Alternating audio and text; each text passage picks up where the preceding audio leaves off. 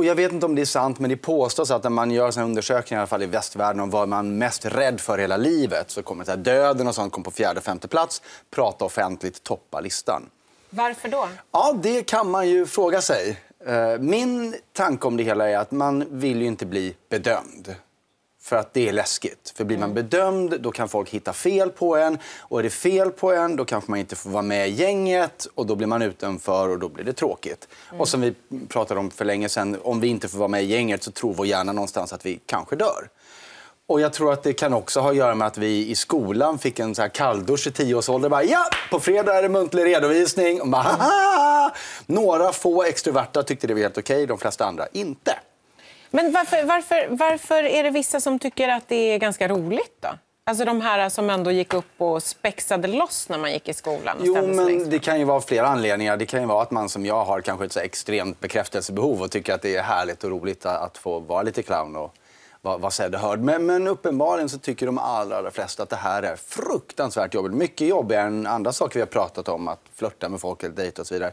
Jag träffade en tjej som heter Jenny som har det här problemet. Hon beskriver det ganska bra. Så att jag tänkte att vi kan kolla på hur hon beskriver sitt problem så får vi lite förståelse för det. Jag heter Jenny Sjödin, jobbar som projektledare på en event- och kommunikationsbyrå i Gävle. I mitt jobb så behöver jag ju möta grupper på olika sätt, vare sig det är 5 personer eller 20 personer. I de situationerna så känner jag mig väldigt nervös. Jag får ett väldigt stresspåslag och kan nästan få lite svårt att andas i de situationerna. Jag är ju oftast lite rädd att jag inte ska komma ihåg vad vi pratar om. Några gånger när jag har hållit presentationer så har jag ju fått en blackout. Du har det? Och jag tror att det är lite det sitter kvar i också. Ja. Upplever du i huvudet en skillnad att prata för 5 personer och 50 personer? Eller är det allt över 3 lika? Ja, för mig är det mer om jag ska stå inför fler personer än 5 eller om det är en grupp eller klass eller sådär. Så tror jag att jag har ju lättare som person så är jag väldigt personlig. Ja. Och då har jag lättare att vara mig själv när jag står inför en mindre grupp än när jag står för en stor grupp. Och alltså hon säger att mer än 5 personer och det är andnöd och det är blackout. Och det här är, jag tror väldigt många som tittar på det här kan känna igen sig i Jenny, att det där man har varit där. Och det finns en enkel väg ut det, bara man vågar. Och det första är det ironiska, som Jenny säger, att hon har lättare att vara sig själv med mindre grupper. För det är det, vi tror att vi måste vara så proffsiga hela tiden, att vi måste så här, bevisa någonting. Men grejen är att alla upplever det här, för hemligheten är att när du pratar inför människor, de du pratar för, de är ju på din sida. De förstår verkligen. Det är väldigt sällan man pratar med folk som från början så här hyser ragg mot den, även om det kan hända. Så en stor del av det är att försöka lägga bort den där förställa proffsigheten och våga ha kvar kontrollen. Till exempel om man har gjort en jätterolig undersökning där man tog folk som höll presentationer av juicemaskiner, tror jag det var. Och de som gjorde perfekt och så några som höll samma prestation men fuckade upp den lite, de spillde juice på sig och så vidare. Och så frågar man hur kompetenta var de här? Båda två upplevdes fortfarande lika kompetenta, så man var alltså fortfarande lika proffsig även om man gjorde bort sig lite. Men den som folk gillade mest, det var den här som hade gjort bort sig, inte den som var perfekt. För den var ju ungefär lite som vi är. Så att det gäller att förstå det här, att det är okej. Och om man har den närvaron, om man till exempel, jag menar, tänker själva, någon kommer in på styrelsemötet eller möte här, eller var som helst och ska presentera någonting och verkar glömma bort vad man ska säga. Och så ställer de sig och det blir jobbigt för dem, då blir det otroligt jobbigt för oss också som ser det. För vi är ju empatiska. Men om den här personen istället säger, oj, jag har ingen aning om vad jag ska säga just nu, jag måste gå och titta med mina stödord. En sån person älskar ju vi, som accepterar och erkänner det som händer och tycker det är okej. Så det är det första man måste lära sig, att de som lyssnar på dig är samma som du. Ni är samma. De vet hur det är att stå där. De lider lika mycket. Om du kan visa att du har kontrollen över det här och bara erkänna att du är en människa, även när det inte går som du har tänkt dig, då vinner man allt. Och så finns det några tekniker för att kunna göra det. För hjärnan måste liksom lära sig att det är så här. Man måste visa den, överbevisa den att det dör inte. Och en sak, till exempel den här förståelsen vi pratar om. Det andra är att lära sig en andningsteknik. Från mindfulness eller vad som helst. Så att, för har man kontroll över sin andning, då har man också kontroll till viss del över adrenalinnivån. Och då blir man inte lika stressad. Och det tredje är att inte skriva långa manus. Många kompenserar genom att man skriver långa manus för att vara säker på exakt vad man ska säga. Jenny gör så. Och glömmer hon ett ord, då får hon panik.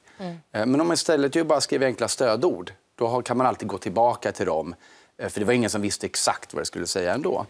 Men det är det jag tänker, att när man är riktigt, riktigt rädd för att ställa sig där längst fram inför hela gruppen, så är det ju de fysiska liksom, känslorna som på något sätt tar över. Exakt. Hjärtklappningen, handsvetten, den torra munnen, det här att man nästan skakar lite grann. Det är ju nästan det man måste få kontroll över först. Jo, men, precis, och det får ju kontroll över andningen.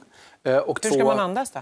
Ja, alltså det finns många olika sätt, men något man brukar lära ut är att man ska andas i en rytm så att det alltid räknar. Att du kanske räknar till 2 eller 4 eller 3, men du andas in och räknar till 2, håller andan, räknar till 2, andas ut, räknar till 2, håller andan, räknar till 2 och igen. Eller 4, vad som helst, så länge du tvingar dig själv in i en rytm. För då reglerar du mycket av det här känsloläget nämligen, för känslor är kemikalier. Och det andra är inte hålla i saker, för att är du nervös så syns det, lägg dem åt sidan. Och om du också kan lägga bort proffsigheten och säga att jag är väldigt, väldigt nervös nu, men så ni får hjälpa mig lite. Att våga vara dig själv i det. Och det gör ju inte att det blir liksom en walk in the park första gången, men det blir mycket, mycket lättare. Och jag gav Jenny de här tipsen och så vill jag säga, men hur långt kan man komma med de här tipsen då? Och hur långt kan man komma med tipsen om man inte är så här, nu har jag fått tipsen, nu går vi och gör det! För då är man så full av, yay! Utan jag gav Jenny de här råden och sen väntade vi 2 veckor. Och sen tänkte jag att hon skulle få prata inför en grupp. Och eftersom hon sa att 5 var liksom panikläge, hon sa att när jag pratar om det så får jag andnöd för det är så jobbigt.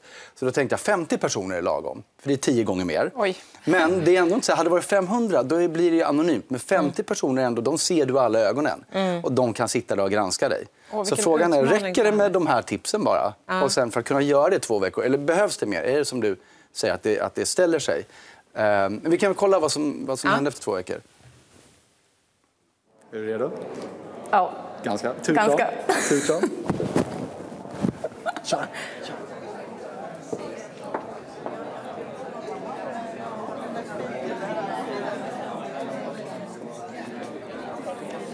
Hej allihopa! Hej! Jag heter Jenny Sjödin och ska presentera nästa talare. Hade det här varit för 2 veckor sedan ungefär som jag skulle ställa mig här, då hade jag nog tuppat av på fläcken. Men det gör jag ju inte, utan jag testar och ser hur det går. Så vad tycker ni? Tack!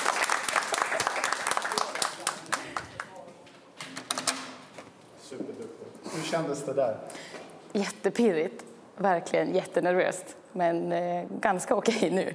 Det började pumpa lite fortfarande, men det har belagt sig lite grann i alla fall.